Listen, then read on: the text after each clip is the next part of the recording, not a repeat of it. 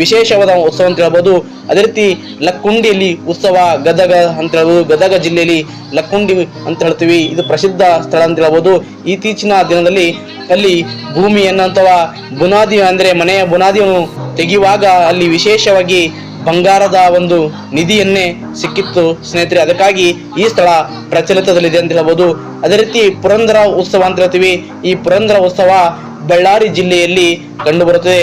ಅದೇ ರೀತಿ ಬಸವ ಉತ್ಸವ ಇದು ಬೀದರ್ ಜಿಲ್ಲೆಯಲ್ಲಿ ಕಂಡುಬರುವ ಒಂದು ವಿಶೇಷವಾದ ಉತ್ಸವ ಅಂತ ಹೇಳ್ಬೋದು.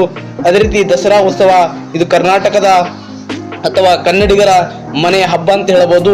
ಇದು ದಸರಾ ಉತ್ಸವ ವಿಶೇಷವಾಗಿ ಮೈಸೂರಿನಲ್ಲಿ ಕಂಡುಬರುವ ಪ್ರತಿ ವರ್ಷ ಇದು ವಿಜೃಂಭಣೆಯಿಂದ ನಡೆಯುವ ಉತ್ಸವ ಅಂತ ಹೇಳ್ಬೋದು.